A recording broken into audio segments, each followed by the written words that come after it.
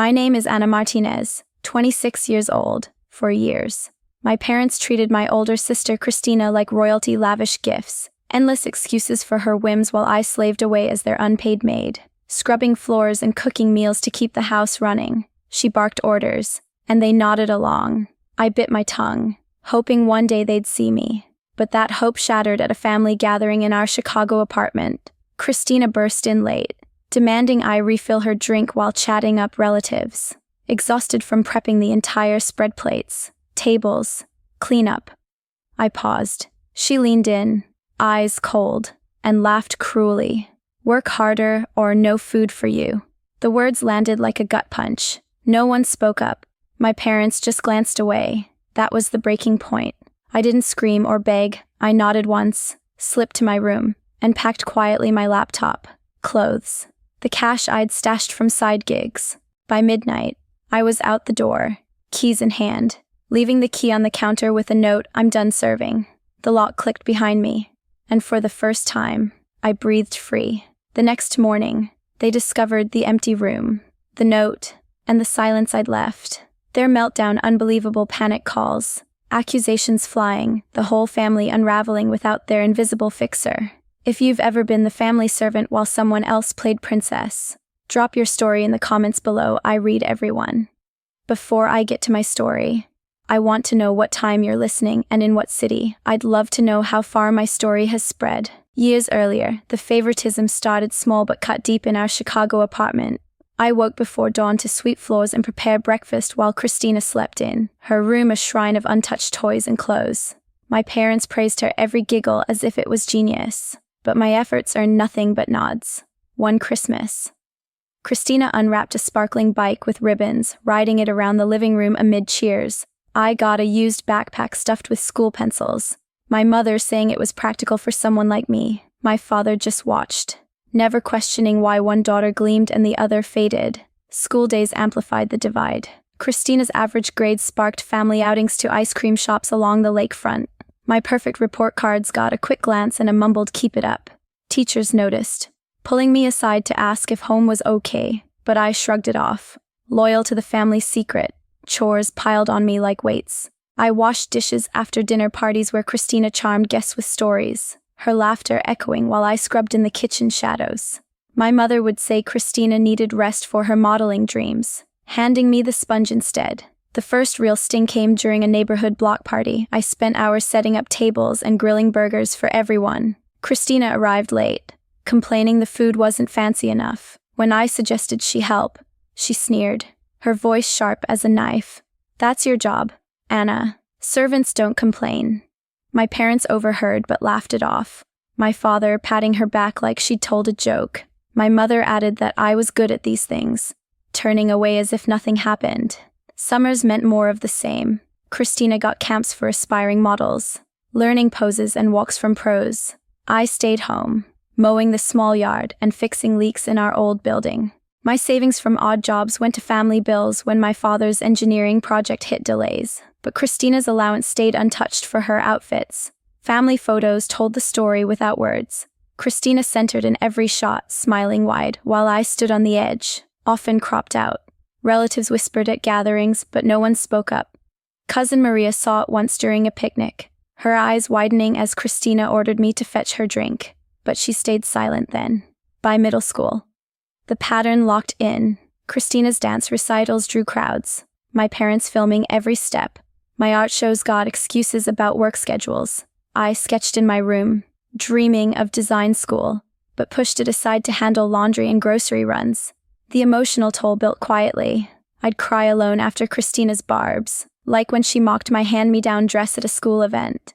"Look like a maid much," she quipped, and my parents chuckled along. It wasn't just words, it was the silence from them that hurt most. Holidays reinforced the roles. Thanksgiving tables I set alone, carving turkey while Christina picked at her plate. My mother beamed at her stories of photo shoots, my father nodding proudly. My attempts to share school wins fell flat, conversation shifting back to her. Through it all, I held on, thinking hard work would earn their notice, but each slight added bricks to the wall between us. The apartment felt smaller, the city noise louder, my role, clearer servant in my own home. As I entered high school, the imbalances grew sharper. Christina's wardrobe overflowed with brand names, funded by parental gifts. My closet held thrift finds I bought myself. Friends noticed the difference, asking why I always rushed home for chores. One evening, after I cleaned up her party mess, Christina tossed me a crumpled napkin. "Missed a spot," she said with a grin. My parents walked by without a word. That moment lingered, fueling the resentment I'd bury for years. The favoritism wasn't random, it was a system. Christina commanded. I obeyed. My parents enabled, blind to the damage, in Chicago's bustling streets.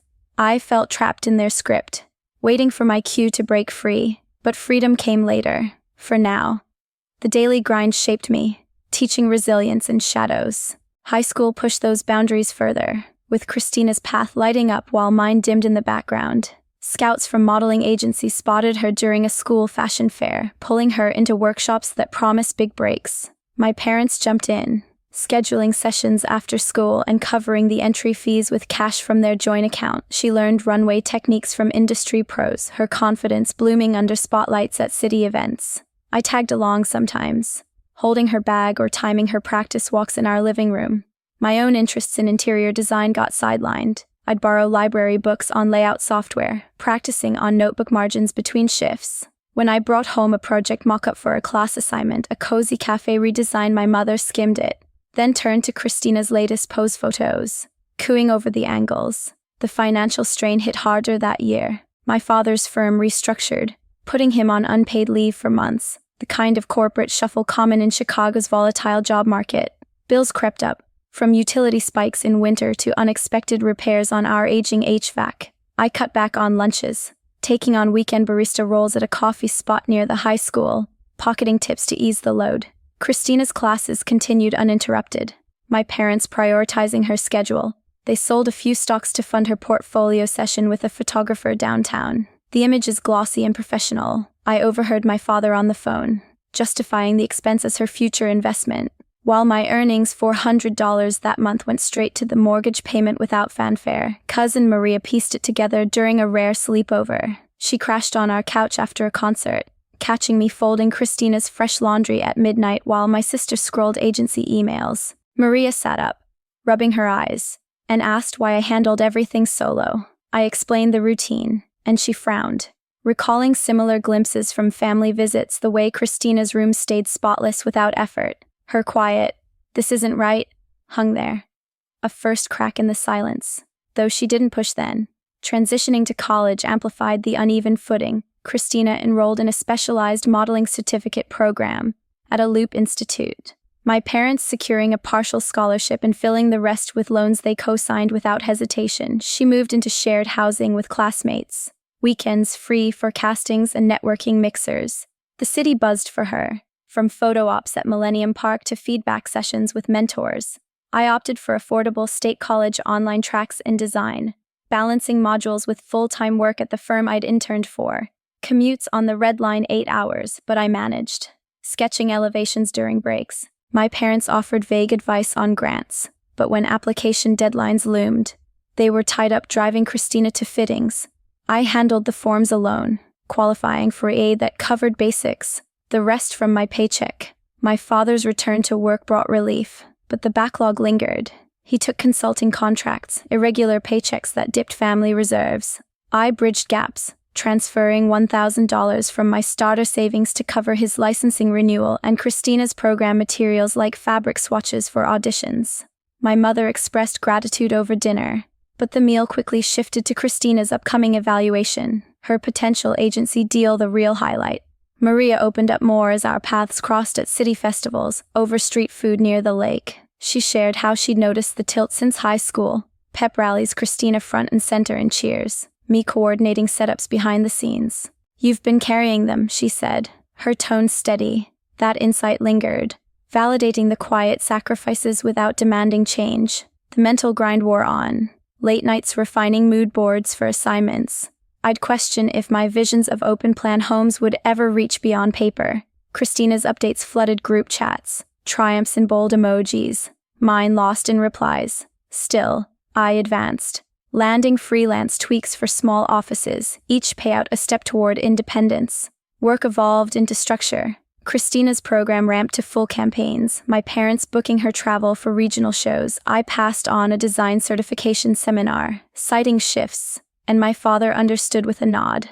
The family rhythm unchanged. The urban rhythm kept pace, its energy a mirror to my building resolve. As adulthood took hold, the scales tipped toward endurance tests. Endurance met its match at the family gathering. We gathered at a lakeside pavilion for the annual Block Festival, the air thick with grilled sausages and distant jazz from street performers. Relatives milled about, chatting over plastic cups of punch, the Chicago skyline hazy across the water. I'd arrived early, hauling coolers and arranging chairs, my back aching from the load. My parents arrived with Christina in tow, her in a sundress that turned heads, me in the same jeans from last week's shift. As the sun dipped, Christina clinked her glass, drawing eyes. "Everyone, Andrew and I have news," she announced, her smile radiant under the string lights. Andrew Cole stepped forward, tall and polished in a button-down, slipping a ring onto her finger amid gasps. My parents erupted, my mother clapping with tears in her eyes, my father pulling them into a bear hug that lasted minutes. "This is everything we've dreamed for you," my mother gushed, already scrolling her phone for venue ideas near the loop. My father raised his cup, toasting their future with words about legacy and pride. The crowd joining in waves. The buzz enveloped them, plans spilling out for destination honeymoons and designer gowns. I stood on the periphery, plate in hand from the spread I'd prepped, my recent promotion at the design firm bubbling up. I'd just led a team revamp for a local boutique hotel, securing a corner office and a raise that meant stability after years of scraping. "Hey, I got promoted too," I said during a lull, voice steady. The chatter paused for a heartbeat. My mother glanced over. "That's nice, dear." Before turning back to Christina's ring appraisal, my father nodded absently, asking Andrew about his corporate job instead. The oversight stung sharper than usual. A fresh cut and old scars. As the evening wore on, guests thinned, leaving us to pack up. I stacked chairs while Christina posed for photos with the ring, directing Andrew on angles. My mother handed me empty trays, whispering that Christina deserved the spotlight tonight. My father loaded coolers into the van, humming a tune from their toast. Tension coiled when Christina called me over for a group shot. I balanced a stack of plates, arms full, sweat beading from the humidity. "Hurry up, Anna, you're ruining the vibe," she snapped, phone raised. I shifted the load to set it down, but a tray tipped, scattering napkins. She rolled her eyes, stepping closer with that familiar edge, exhausted from the day's setup. "Serving." Now this I met her gaze. "Can't you pitch in for once?" The word slipped out, quiet but firm. Her laugh sliced through the night air, cruel and unfiltered. "Work harder or no food for you." The pavilion echoed with it, a few stragglers glancing our way. My parents froze mid-conversation, my mother forcing a chuckle to diffuse, my father muttering something about family jokes. Andrew shifted uncomfortably, but no one challenged her. The dismissal landed like finality, every past slight converging in that moment. The chores, the sidelined dreams, the invisible labor that propped up their perfect picture. Something inside cracked open, not rage, but clarity. I'd spent years bending, hoping for scraps of notice, but this was the line. No more. I set the tray down deliberately, the clatter drawing eyes. "Enjoy the rest of your night," I said, voice even, turning toward the parking lot. They blinked, expecting a retort or apology, but I walked on, feet steady on the gravel path. Back at the apartment, the decision solidified. I moved methodically, laptop into its case, clothes folded into a duffel, the emergency fund envelope tucked safe. Years of quiet savings, scraped from freelance sketches and barista tips, amounted to enough for a deposit on a studio downtown. I left the house key on the kitchen counter, a simple note beside it. "I've served long enough. Take care." No drama, no accusations, just truth. By 1 a.m., I locked the door behind me, the city's hum welcoming as I hailed a cab to a friend's spare room. The weight lifted with each block, Lake Michigan's lights blurring past. For the first time, the skyline felt like possibility, not prison. Morning light filtered through unfamiliar blinds when my phone lit up. Missed calls from my mother, a text from my father, "Where are you?" The apartment stood empty of my presence. The note discovered amid breakfast chaos. Relatives arriving for coffee saw the gap, questions piling on. Christina's engagement glow dimmed under the scramble, my parents' voices rising in confusion and blame. The house, once held by my unseen hands, teetered without its anchor. The fallout hit fast. Voicemails piled up by noon, my mother's voice cracking through the speaker. "Anna, what is this? Come home, we can talk." My father's followed. Gruffer, "This isn't how we raised you. Call back now." I let them stack, crashing at my friend's place with a borrowed charger and borrowed calm. The note had sparked questions from arriving relatives, the apartment buzzing with confusion over coffee and leftover festival snacks. 2 days in, I recorded the video on my laptop, propped on a coffee table amid unpacked boxes. No script, just raw footage of me facing the camera in the dim rental light.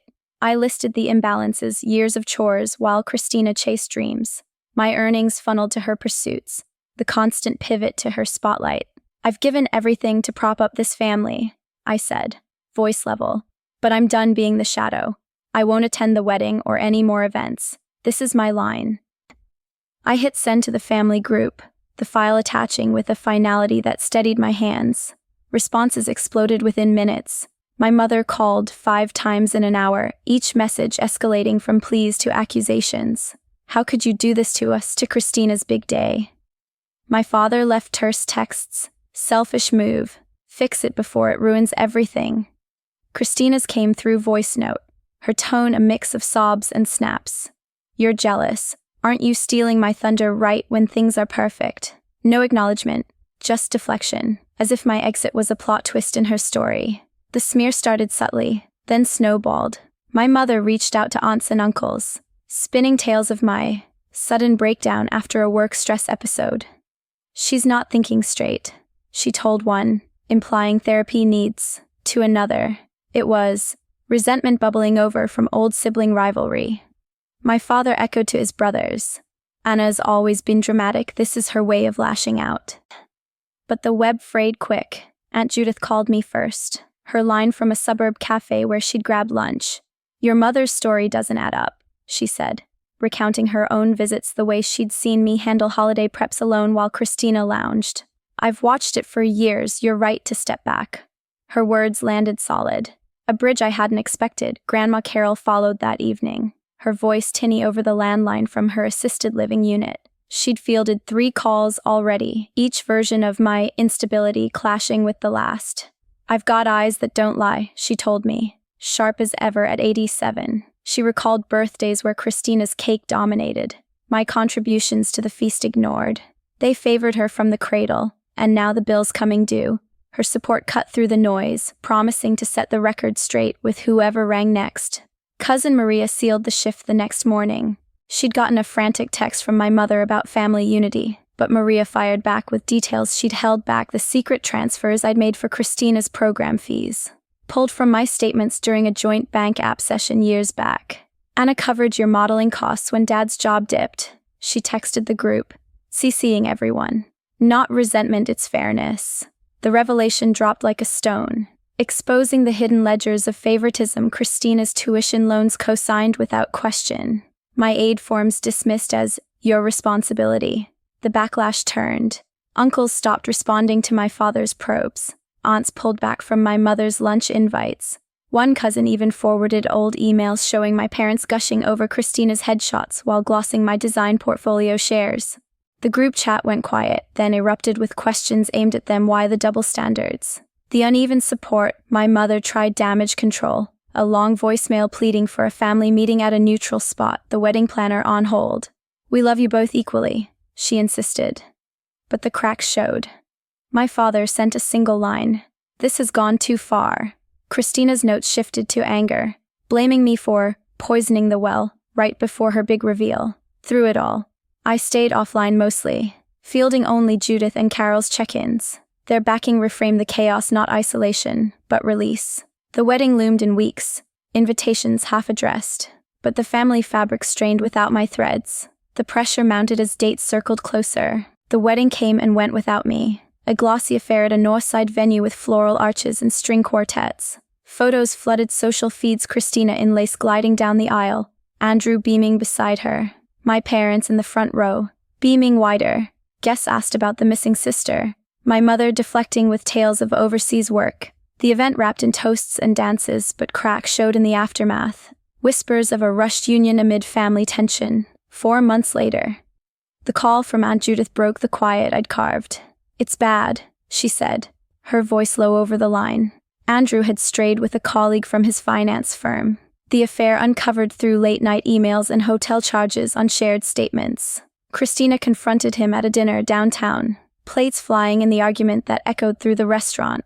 Divorce papers followed swift, the kind of quick dissolution courts handle routinely in Illinois. She packed her bags that week, rolling up to the family apartment with suitcases and a shattered poise. The space that once held her triumphs now swallowed her defeats. Dressing room turned storage for unpacked boxes. Her modeling contacts going silent as the scandal rippled. My parents opened the door wide, my mother fussing over meals and my father clearing space in the garage for her gear. Daily demands piled on them. Christina paced the living room, replaying betrayals to anyone listening. Her sleep fractured by midnight calls to lawyers. My mother skipped her teaching prep sessions, eyes ringed from consoling hugs, her voice hoarse from reassurances. "We'll get through this," she'd repeat, but fatigue etched lines on her face. My father juggled overtime shifts at the engineering consultancy, his focus splintering, missed deadlines at work drawing warnings from supervisors. The stress compounding with her therapy appointments he drove. Money strained tighter. Legal fees ate into savings. The attorney specializing in asset splits, billing hourly for depositions and filings. My mother dipped into retirement contributions for Christina's temporary lease deposit, the one she'd pushed for to regain independence. My father sold his golf clubs online, the proceeds vanishing into alimony negotiations. Bills lagged, utilities threatening cutoff in the high-rise heat. The pleas started subtle, then insistent. My mother's texts arrived first. "Christina needs her family now. Can we talk?" My father's voicemails layered guilt. "This hits hard. Your support would mean the world." Christina's came raw, audio clips laced with sniffles. "I didn't see it coming. Please, Anna, just once." No sorry for the bobs or the years of tilt, only expectation that I'd rush in as the fixer. I read them at my new desk, the studio overlooking the river, sketches of client renovations spread out. Matthew stopped by after his coding sprint, reading the threads over my shoulder. "They're pulling the same strings," he noted, his hand on mine. We talked it through, his steady logic grounding the pull. Then the ambush landed on a rainy Saturday. A knock rattled the door mid-morning, my buzzer ignored. Through the peephole, my parents stood soaked, my mother clutching a bakery box from the corner shop, my father shifting foot to foot. "We drove from home, just let us in," my mother called, voice muffled by the storm. I opened a crack, rain pattering the threshold. They pushed past the chain, words tumbling. My mother thrust the box forward, pastries inside as peace offering. "We miss you." "Christina's struggling, really struggling." My father nodded, eyes pleading. "She's lost. Anna, come see her. Help like you always did." Details poured: the empty fridge from skipped groceries, the cancelled castings, the nights Christina wandered the halls in tears. I stepped back, closing the gap slightly. "I see the pattern," I said, calm cutting the downpour. "Years of me holding lines you drew for Christina, now expecting the same when it suits." My mother recoiled. "We love you both, we just need unity." My father added, "Family sticks together in storms." But the words rang hollow, echoes of excuses for her privileges. The rain hammered harder. "Unity meant me serving while she reigned," I replied, hand on the door. "That's not coming back." They lingered, arguments fraying into silence, my mother wiping tears mixing with droplets. Finally, they retreated to the car, the engine fading into traffic. Alone again, I locked up, the encounter a confirmation. Their need wasn't new, it was exposed. The choice solidified in the quiet weeks that followed. I blocked the numbers that afternoon. The screen swipe a clean break from the cycle. Matthew helped unpack the last boxes in my studio, his laugh filling the space as we arranged shelves with design prints and his coding manuals. We'd met through a mutual client project. His steady presence a contrast to the chaos I'd left over takeout from the Thai spot downstairs. He proposed with a ring he'd saved for, simple silver band etched with coordinates of our first coffee meet. "To new foundations," he said, and I accepted. The moment sealing a path forward.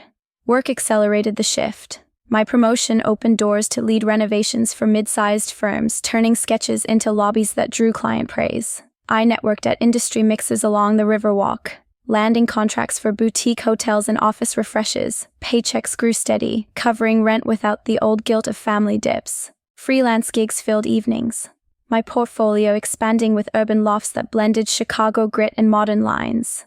Aunt Judith hosted a small dinner to celebrate, her table laden with pierogies and stories of her own boundary-setting years back. Grandma Carol joined via video, her face lighting the screen from her unit. "Proud of you, girl," she rasped, sharing a tale of walking away from a toxic in-law decades ago. Cousin Maria texted congrats, attaching a photo of her latest art class piece, a bold abstract she'd started after our talks. Their circle replaced the voids, gatherings light without the weight of favoritism. Months blurred into stability. Matthew and I planned a low-key trip to the dunes, hikes and bonfires away from city horns. My designs earned a feature in a local trade mag. The byline, "Mine alone. No shadows." The life I'd built hummed with choices, late nights on renders or early mornings by the window. Coffee steaming as I plotted next steps. Word filtered back through Judith's updates. The family's unraveling plain in hindsight. My parents' apartment lease lapsed under mounting debts. The legal tabs from Christina's split draining reserves faster than expected. My father took a demotion at the consultancy, his performance reviews citing distractions, the hours logged on her court dates instead of deadlines. They listed the place online. A cramped 2-bedroom fetching offers below asking in the softening market. Moving trucks hauled boxes to a cheaper walk-up in the suburbs. The downgrade a stark shift from the lakeside views they'd clung to. Christina's isolation deepened. Agency reps ghosted after the divorce buzz, her portfolio tainted by the public spat. She bounced between temp gigs, retail shifts that chafed her runway ego, but turnover hit hard. Co-workers steering clear of the drama, friends peeled away, texts unanswered amid her venting loops. She leaned heavier on my parents, the dynamic flipping to codependence that left all three hollowed. No direct outreach came after the block. My mother tried once through Judith, a relayed note about healing time, but it landed flat. My father sent a card to my office, vague regrets scrawled in block letters, but the envelope stayed unopened. Christina posted filtered updates, glimpses of solo brunches that screamed solitude, but likes dwindled. The silence brought clarity. I'd spent decades chasing approval in echoes, measuring worth by their gaze. Now, value rooted in my terms, designs that shape spaces, a partner who saw me whole, kin who lifted without ledger. I learned that toxic ties don't mend with pleas. They demand release. Boundaries aren't walls, but doors to self. For anyone watching, spot the patterns early, the uneven loads, the pivots to one star. Walk when the scale tips irreversible. Peace follows, fierce and earned. Matthew and I set our date for spring, a courthouse nod with close friends. No fanfare beyond what we chose. The skyline from our balcony mocked old prisons, now a canvas for whatever came next. The freedom tasted like home.